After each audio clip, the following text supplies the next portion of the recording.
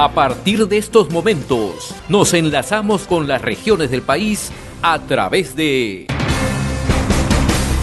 Conexión Perú. Te informamos y te acercamos al Perú. Julio, qué gusto saludarlo. Siempre es un gusto conversar con usted. Muy amable. ¿Cómo estás? Agradecerte después de un buen tiempo, digo, y nada, a tu disposición, como siempre. No, los agradecidos somos nosotros, Julio. Bueno, ya está en circulación el último número de Apuntes a Lápiz, ¿no? Y manteniendo siempre el enfoque de la coyuntura. Ahí vemos la portada, ¿no? El ministro de la Injusticia, ¿no? ¿Cómo estás mirando? Cada día más cerca de cumplir los 5 años. En efecto, ahí está Juan José Santibáñez, el ministro de la Injusticia, ¿no? ¿Cómo estás mirando tú el panorama a propósito de la designación de ministro Santibáñez en el portafolio de Justicia y Derechos Humanos, a propósito de ya lo que se va conociendo en los últimos días, las denuncias contra Santibáñez, el entorno que rodea a Santibáñez y aparentemente el horizonte que tendría fijado en el último año de gobierno de Dina Boluarte? ¿Cómo estás observando esto, Julio, por favor? Bueno, primero preocupado porque de hecho frente a un gabinete débil, una situación como la de Santibáñez, que en realidad no, por lo menos nosotros no lo visualizábamos, ¿no? Como tal, ¿no? Sabíamos, por ejemplo, de que tenía 12 denuncias por una serie de delitos, incluso en el propio ejercicio, 4 de ellas se da en el propio ejercicio del ministerio, ¿no? Como hace poco lo ha revelado Hildebrand Estos 13, la Fiscalía lo acusa de haber intervenido en contrataciones amañadas para defender a oficiales procesados justamente por la represión del año 2020, como nosotros recordaremos, ¿no? También se le acusa de haber cobrado para mantener o para favorecer a una serie de, ¿cómo se llama?, de personajes no muy santos que digamos, ¿no? Entonces, para nosotros es sumamente preocupante. Como te decía, no lo teníamos con sinceridad mapeado, no nos imaginábamos que podía él, después de haber sido censurado, como es conocido, después de haber tenido 12 carpetas fiscales abiertas, puedas tener a un ministro que yo dudo que pueda pasar de este mes, ¿no? Yo sí creo de que va a haber en el Congreso una posible censura, ¿no? Que es lo que más o menos estamos esperando, ¿no? O sea, yo creo que designar a un ministro censurado no solamente no es un problema ético, ¿no? Y tampoco es saludable, ¿no? O sea, designar a un ministro con impedimento de salir en el país es realmente más que escandaloso, ¿no? Y no solo nacional, sino internacionalmente, lo que hace que de una u otra manera el país que hoy necesita una relativa estabilidad, más allá de la diferencia que se pueda tener con Dina Boluarte, yo creo que ahí no cabe duda de que ya prácticamente el Congreso le ha dado el amén para que se pueda quedar hasta el 2026, aunque yo creo que cualquier cosa puede pasar, sobre todo con este tipo de torpezas que comete el Ejecutivo, ¿no?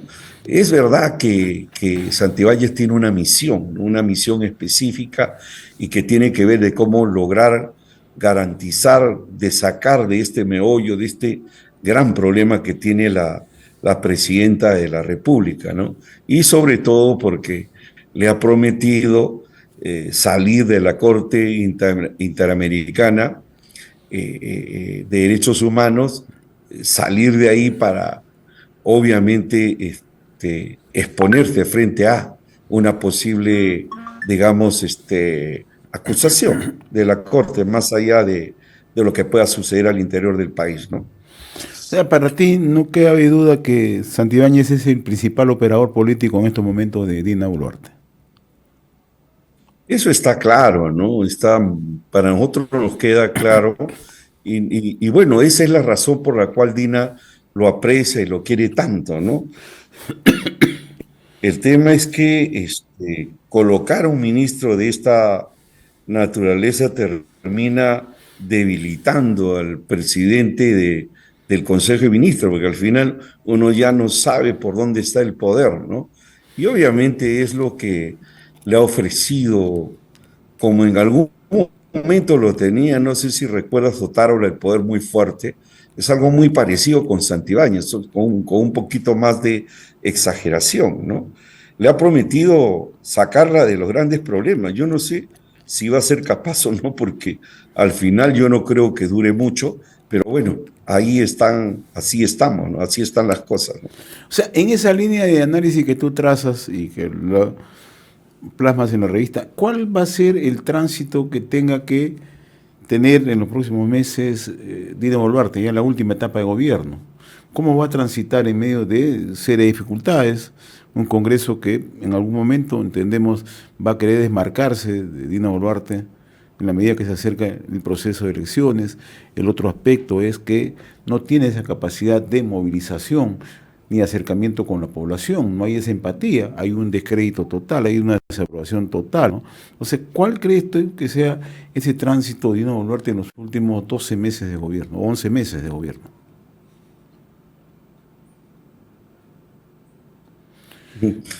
Complicado, ¿no? O sea, tú acabas de decirlo en este momento, ¿no? Sí, o sea, yo también dudo de que en algún momento el gobierno siga queriendo,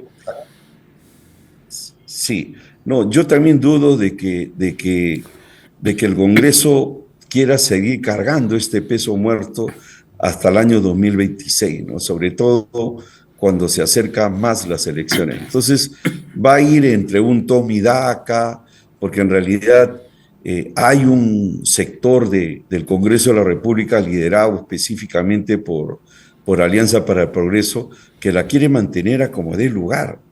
Entonces, eso no va a permitir lograr los 87 votos que se necesita para poder vacar a la presidenta, ¿no? Pero bueno, veamos qué suceda, ¿no? Porque yo sí veo mucho problema.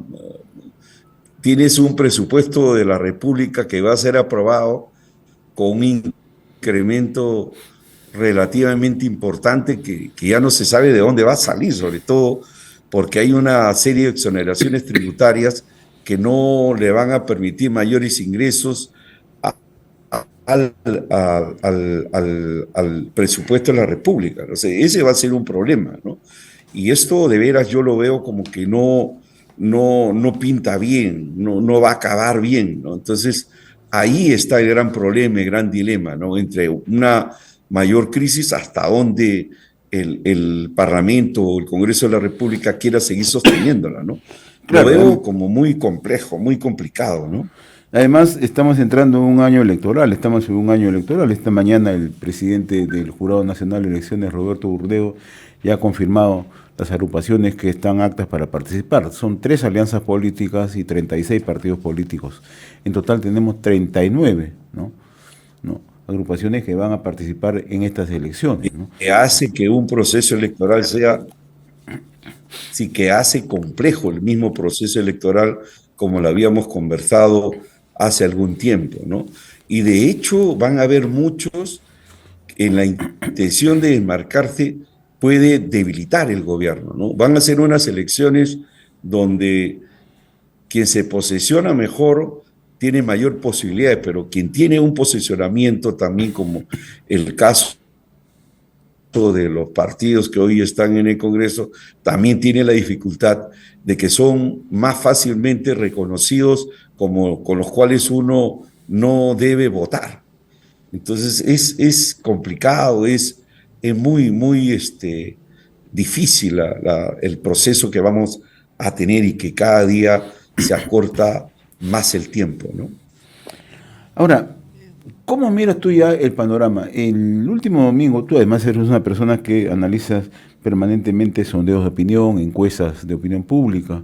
El último domingo, Ixos, a través de Cuarto Poder en América Televisión, soltó ya una encuesta, incluso ya con asistida con una eh, con fotos, ¿no?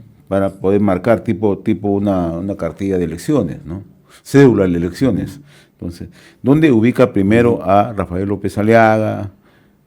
Más abajo se encuentra Keiko Fujimori, Carlos Álvarez y otros candidatos, ¿no?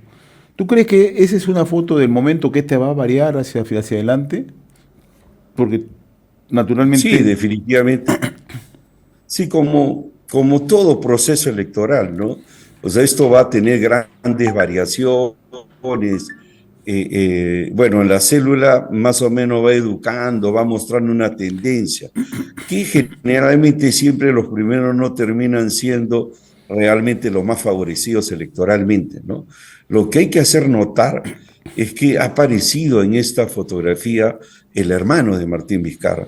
Nosotros la vez pasada publicamos una portada donde nosotros ya augurábamos que Martín Vizcarra finalmente iba a terminar de convencerse de que no va a poder ser candidato y por lo tanto, ¿cómo se llama? Necesitaba un M. Vizcarra para estas próximas elecciones.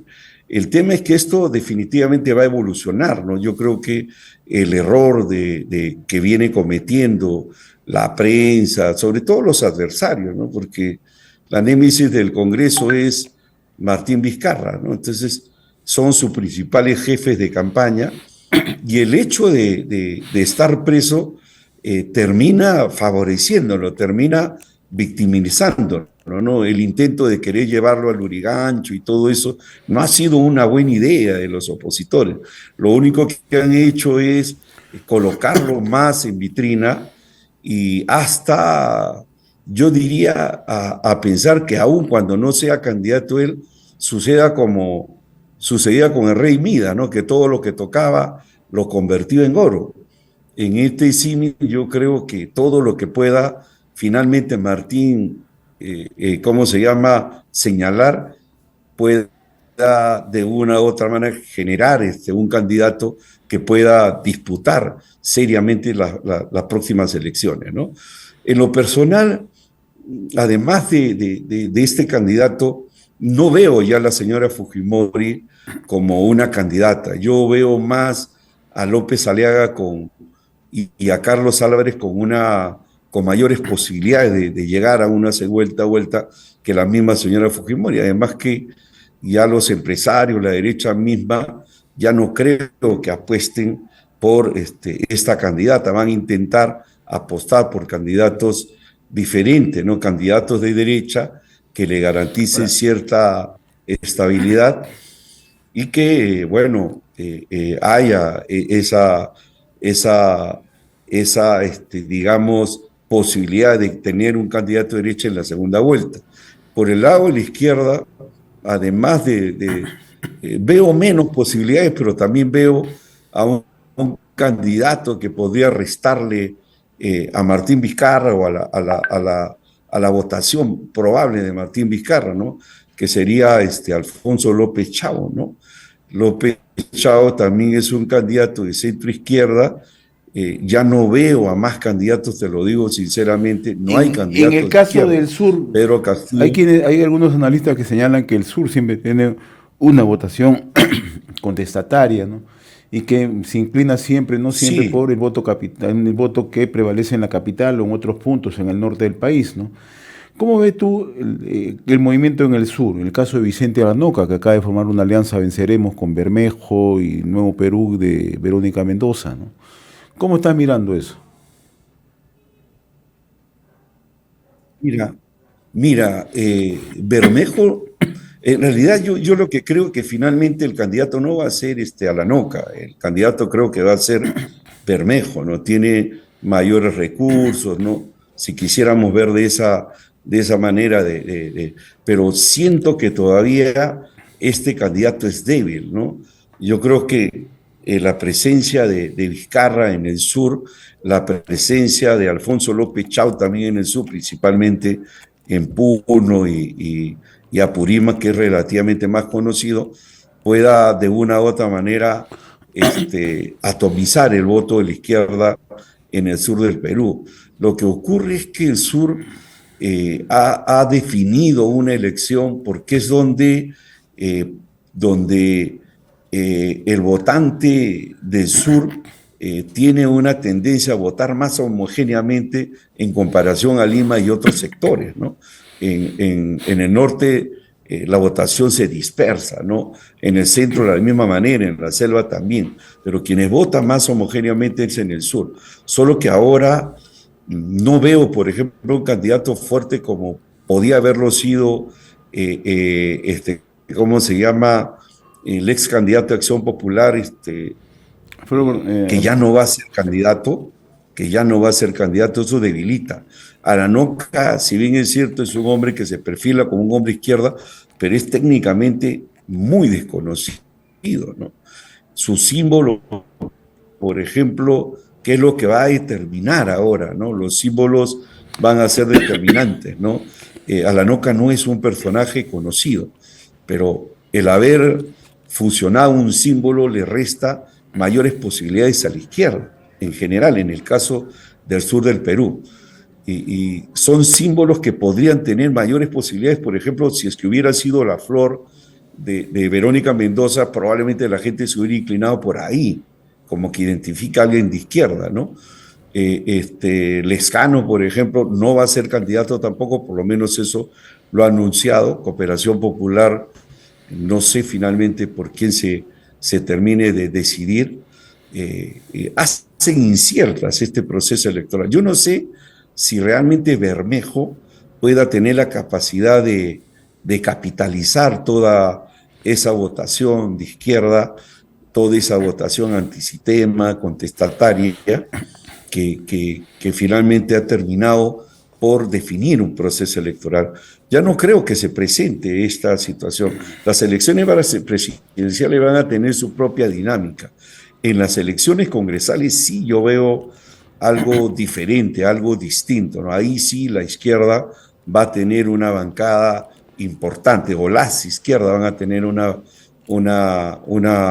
votación más o menos interesante, ¿no? Si Castillo es candidato a senador, Castillo va a tener un relativamente arrastre, lo mismo que Vizcarra va a tener un arrastre importante, ¿no? Y las bancadas de Antauro Humala, si que Antauro lidera algún movimiento, por ahí podrían tener una importante bancada, ¿no? Pero una pregunta, ¿esa composición sí. política es esa fragmentación? Porque es fragmentación al fin y al cabo. Sí. O sea, es un combo bastante complejo, ¿no? Tener, o sea, en un escenario presidente Martín Vizcarra, tener a Pedro Castillo, tener a Antauro Humala, probablemente Vladimir Cerrón, ¿no? ¿Hacia dónde apunta el país? O sea, ya vemos cómo han actuado políticamente ellos, ¿no? Mira, los requisitos que se plantean hacen complejo el propio proceso electoral. Me explico mejor. Por ejemplo, ya no solamente es tener el 5%, sino tener una bancada en el Senado y tener también una cuota importante de 7, 8 diputados, ¿no? De diferentes regiones. Eso lo hace más complejo, más difícil. ¿Qué es lo que te quiero decir con esto? Que las bancadas, por ejemplo, que logren un 10%, ya no es 10, José, sino es 20. Me explico, para ser más claro. Yo lo que estoy estimando es que la mayoría de la gente, o una porción que definitivamente va a ser más del 50%, va a terminar de votar por candidatos que no van a lograr pasar la valla electoral. Yo estimo que van a pasar entre 5 y 6 partidos políticos. 5 o 6 partidos políticos, ¿no? Entonces, estos 5 o 6 partidos políticos van a tener que, o mejor dicho, van a tener que enfrentar o van a tener que absorber esa votación por alguien que ha votado por alguien que no pasó la valla electoral, que va a ser una mayoría importante. Lo otro, también hay que contar los votos nulos viciados que no se van a contabilizar. Al final, uno va a ser 3, ¿cómo se llama? José. Entonces, la persona que alcance un 10% un 10% del total de la votación. No va a ser 10, sino va a ser 30. Y ese 30% es el que va a tener la cuota mayoritaria del Congreso, ¿no? Bien complejo, esa es la particularidad, la singularidad. Si tú miras la célula ahora, te vas a dar cuenta que los 3 primeros lugares o 4 primeros lugares son los que tienen mayores posibilidades. Y esos son los que finalmente van a tener una presencia relativamente importante. Y ya no va a haber la dispersión entre 11 partidos o 12 partidos como lo fue la vez pasada. No porque nos enfrentamos frente a la desconfianza que se traduce en de voto nulo blanco y que también esto va a favorecer a las personas que votan por un partido que no alcanza la valla electoral. O sea, entre poco se va a distribuir la torta total del Congreso de la República. Eso hay que anotarlo bastante bien, José. Muy bien, Julio. Yo te agradezco, como siempre, la amabilidad de haber compartido esta invitación a través de RCR, Red de Comunicación Regional, recordando que está en circulación apuntes al lápiz del sur del país, pero que permite también tener una visión integral de lo que pasa en el territorio nacional. Te agradezco, Julio, muy amable. Saludos. No, muchísimas gracias, José, y hasta una nueva oportunidad. Hasta un una fuerte próxima. abrazo para ti y para tu público. Gracias. Hemos presentado Conexión Perú. Mañana retornamos para seguir informando y acercándote al Perú a través de Conexión Perú.